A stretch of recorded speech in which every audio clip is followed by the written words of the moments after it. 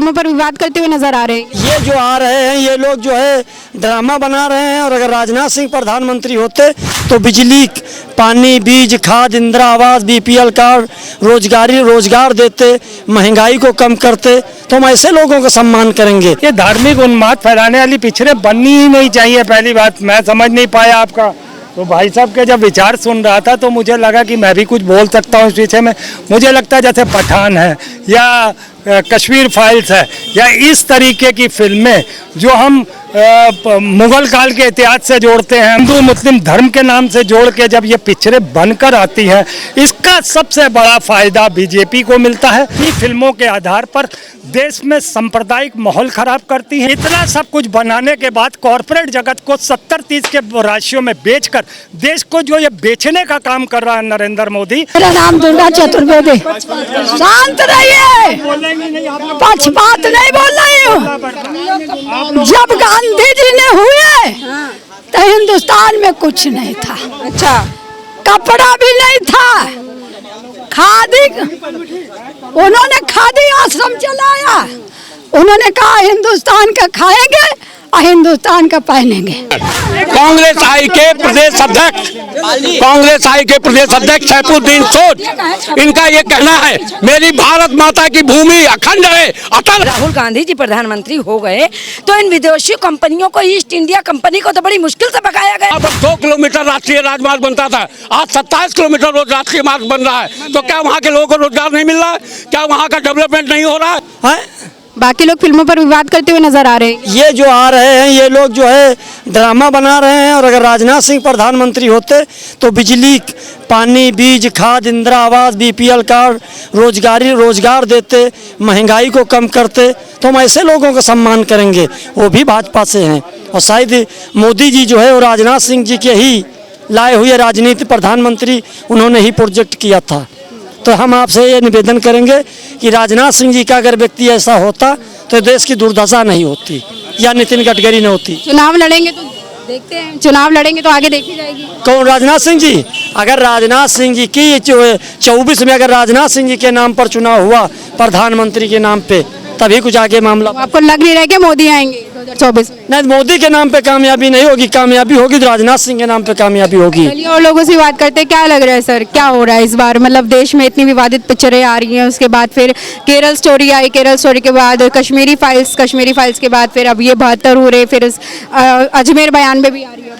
ये धार्मिक उन्माद फैलाने वाली पिक्चरें बननी ही नहीं चाहिए। पहली बात मैं समझ नहीं पाया आपका।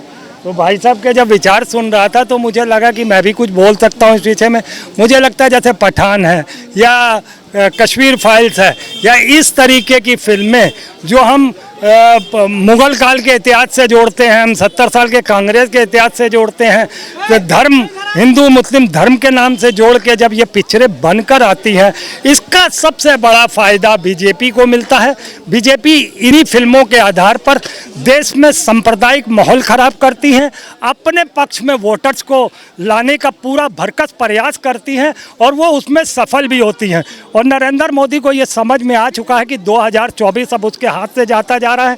मैं आपको डेफिनेटली कह दूं कि नरेंद्र मोदी वो अपनी हर भरकस प्रयास करेगा जिसमें हिंदू मुसलमान का माहौल बिगाड़ा जाएगा। सरकार के खिलाफ, सरकार के फेवर में वोट करने के लिए हिंदू मुस्लिम वाला कार्ड और ये पिक्चरों का कार्ड। आपके कहने का मतलब है हिंदू मुस्लिम प्रोपेगेंडा करती है बीजेपी? ये प्रोपोगंडा ही सरकार है, ये जुमला सरकार है, प्रोपोगंडा सरकार है, ये झूठे वादों की सरकार है। झूठ और झूठ की बुनियाद पे इसका पूरा ये जो महल है, इसका राजनीतिक महल है, वो पूरा झूठ की बुनियाद पे लिखा हुआ है। नहीं तो आप बता दीजिए ना, 9 साल में जो प्रधानमंत्री ने वादे किए थे, बार बार हम रिपीट करें, फिर भी 2 बातें कर दें। 15 लाख वाली बात छोड़ दीजिए, 2 करोड़ नौकरी।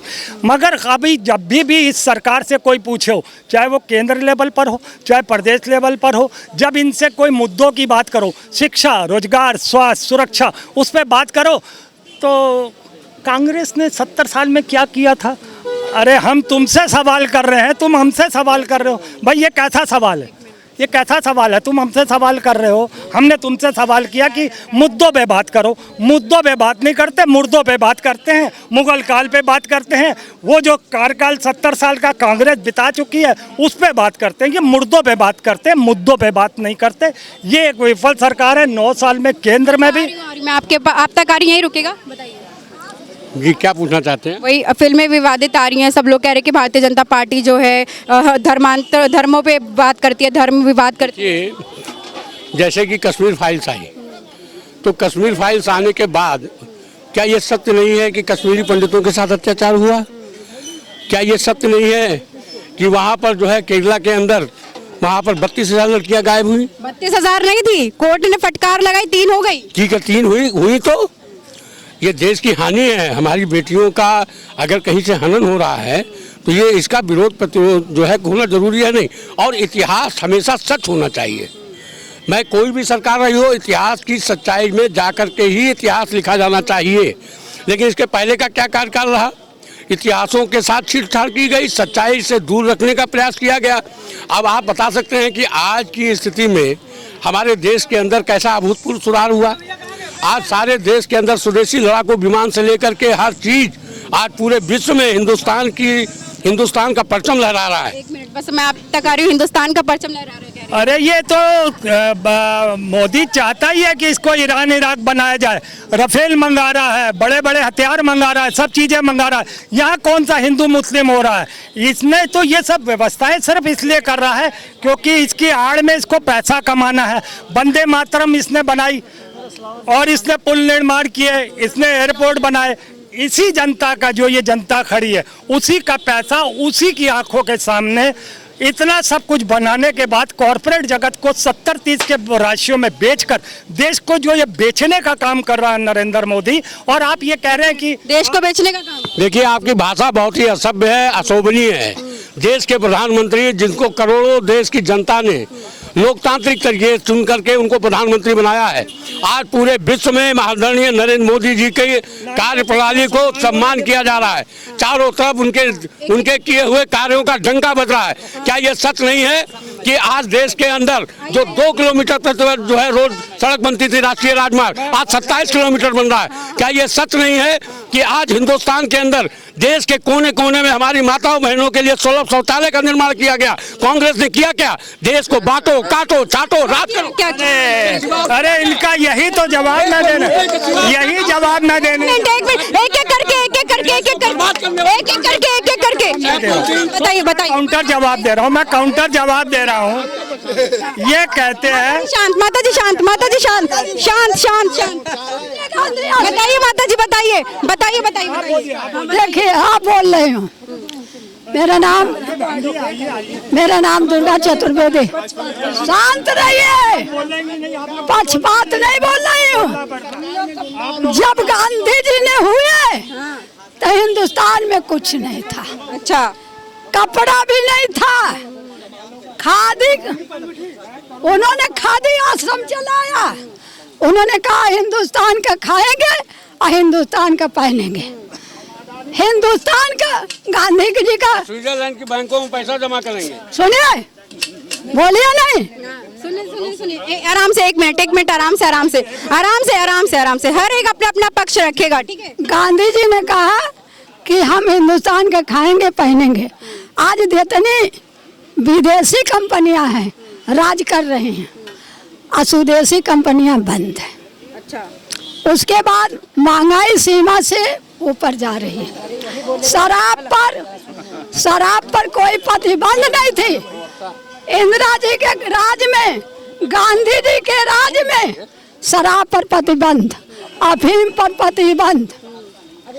क्या ये होता तो सरकार का फायदा ना होती? अच्छा, 1 मिनट, अभी एक देखिए क्या कह रही है कि गांधी जब थे तब सब कुछ अच्छा चला था कांग्रेस। गांधी जी जब थे, सुनिए, गांधी, 1 मिनट माता जी, अब शांत, माता जी शांत हो जाइए अब इनसे। गांधी जी जब थे तो स्वदेशी की बात करते थे और उनके अनुयायी जो है इंग्लैंड में कपड़े धुलवाते थे और इंग्लैंड के अंदर जाकर के मौज मस्ती करते थे। आज भी आपको मालूम है कि स्विट्जरलैंड की बैंकों में पुराने समकालीन नेताओं के करोड़ों अरबों रुपए जमा हुए हैं। हिंदुस्तान की देश की विरासत, देश के करोड़ों लोगों का जो हक हकूक है वो उसको छीनने का काम किया है। आज नरेंद्र मोदी जी ने इस देश के करोड़ों गरीब को सर उठा करके चलने लायक बनाने का काम किया। करोड़ों गरीब को, करोड़ों जी जी जी, एक नंबर। हाँ बताइए बताइए बताइए, रुक जाइए भाई। ठीक ठीक ठीक ठीक। मैं आपसे एक बात पूछना चाहता हूँ, एक मिनट। कांग्रेस आई के प्रदेश अध्यक्ष सैफुद्दीन सोज, इनका ये कहना है मेरी भारत माता की भूमि अखंड है, अटल है। उस भारत माता की भूमि के लिए कहते हैं कि कश्मीर को पाकिस्तान को दे देना चाहिए। ये कांग्रेस के प्रदेश अध्यक्ष का ये कथन था। ठीक, बताइए। देखिए, ये आपका भाजपा का मंच नहीं है, ये टीवी चैनल है, आम जनता। सवाल कीजिए। सवाल यही है, इनका जवाब दीजिए। कह तो रहे हैं कि भाजपा ने बहुत तरक्की करी है। देखिए, हम आपको ये बता रहे हैं, जब भारत देश आजाद हुआ तो दो ही पार्टियां थीं, एक भारतीय जनता पार्टी, एक कांग्रेस। और कांग्रेस ने भारत को बहुत अच्छे ढंग से चलाया, उसमें कोई कमी नहीं आने दी। अब मोदी जी भी देश को सुचारू रूप से चला रहे हैं और G20 का देखिए आज बनारस में वो करा रहे हैं, बड़ी बड़ी विदेशी कंपनियों को ला करके। एक बात आप जवाब दीजिए, बड़ी बड़ी विदेशी कंपनियों को ला करके यहाँ सेटल करवा रहे हैं और ईस्ट इंडिया कंपनी ने भारत पे कब्जा जमाया था।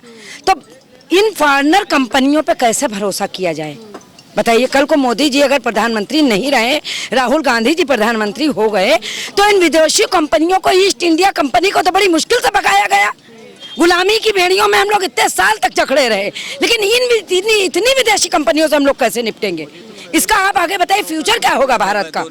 भारत एक विकासशील तब बनेगा देश जब यहाँ पे स्वदेशी, एक तरफ रामदेव तो कहते हैं कि स्वदेशी सामान यूज कीजिए, चाइना का सामान इस्तेमाल ना कीजिए, दूसरी तरफ सारी विदेशी कंपनियों को जो है मोदी जी यहाँ सेटल कर रहे हैं भारत में। तो इससे कहते रहे रोजगार भी मिलेगा। कहाँ रोजगार मिल रहा? एक भी फैक्ट्री कहीं लगी है? जिला सीतापुर में देखिए कितने विधायक, कितने सांसद, कितने मंत्री, कहीं एक फैक्ट्री डालते हैं? देखिए आज आपको बता रहे हैं लखनऊ में कितने बैटरी रिक्शा हैं। ये बैटरी रिक्शा कौन चलाता है? BA पास, BSc पास, MA पास। ये लोग, जब इनको रोजगार नहीं मिला तो इन्होंने अपना 1-1.5 लाख रुपए का बैटरी रिक्शा लेकर चलाना शुरू कर दिया। चलाया कि नहीं? बैटरी रिक्शा इसलिए चलाया क्योंकि इनके पास रोजगार नहीं था। अगर मोदी जी रोजगार दे रहे होते तो ये लोग बैटरी रिक्शा क्यों चलाते? देश, अब जवाब दीजिए। देखिए मैं आपको एक बात बताना चाहूँगा। जवाब तो सुन लीजिए, जवाब सुनने की भी क्षमता रखिए। यदि प्रश्न करना है तो जवाब भी दीजिए। रोजगार की अगर ये बात करते हैं तो मैं कांग्रेस आई से पूछता हूँ कि स्कूटर इंडिया कंपनी किस जमाने में बंद हुई थी, किसकी सरकार में बंद हुई थी? विक्रम काटन मिल किसकी सरकार में बंद हुई थी? अफ्तान इंडिया किसकी सरकार में बंद हुई थी? उसमें 3000 आदमी कर्मचारी बेरोजगार हुए अफ्तान में। स्कूटर इंडिया में 2500 कर्मचारी बेरोजगार हुए और कांग्रेस का सवाल आ ही नहीं रहा है। कर्मचारी बेरोजगार हुए, किसकी सरकार थी? मैं पूछना सवाल सुन लीजिए, सवाल उनका क्या है? आज हमारे देश के अंदर रोजगार, युवाओं को रोजगार दिया जा रहा है। आपको याद होगा जब कोई भी सवाल पांडे जी से किया जाता है, माननीय प्रवक्ता रह चुके हैं भाजपा पार्टी से, जब कोई भी सवाल आपसे किया जा रहा है तो आप नॉर्मली उसको भारत के नागरिक होने के सबूत के साथ साथ बढ़िया जवाब दीजिए। आप कांग्रेस को कीचड़ में क्यों घसीट रहे हैं? कांग्रेस को बताइए। कांग्रेस नहीं, सुनिए। हाँ, कांग्रेस आराम से एक एक करके प्रश्न होगा, एक आराम से सुनिए। मैं कांग्रेस को कीचड़ में इसलिए ढकेल रहा हूँ कि आज मोदी जी, सुनिए मेरी बात, आज मोदी जी प्रधानमंत्री हुए, देश के अंदर हर आदमी के पास मोबाइल है और ये मोबाइल नोकिया का और कहाँ का जो है बाहर का लिया लाया जाता था। अटल बिहारी वाजपेयी की सरकार आने के बाद नरेंद्र मोदी जी की सरकार में रिचार्ज करने का पैसा नहीं बता रहे हैं, रिचार्ज करने का पैसा नहीं बता रहे हैं। 142 मोबाइल कंपनियां हिंदुस्तान में लॉन्च की गई हैं, 142 कंपनियां लगाई गई। क्या वहां से रोजगार नहीं होगा? आज हमारे देश के अंदर जहां पर 2 किलोमीटर राष्ट्रीय राजमार्ग बनता था, आज 27 किलोमीटर रोज राष्ट्रीय मार्ग बन रहा है। तो क्या वहां के लोगों को रोजगार नहीं मिल रहा है? क्या वहां का डेवलपमेंट नहीं हो रहा है? देश हमारा तरक्की के रास्ते पर नहीं चल रहा है? आज हमारे देश के अंदर जहां पर चौमुखी और चतुर्भुजी विकास हो रहा है, हमारे युवाओं में आज की डेट में उनको नई आशा और उम्मीद का संचार है। वहीं पर कांग्रेस आई ने किया क्या, मैं आपसे बताना चाहता हूँ। कांग्रेस आई उस जमाने में जब रोटी कपड़ा मकान पिक्चर थी, उस समय 2 रुपए किलो गेहूं और 3 रुपए किलो चावल। ठीक।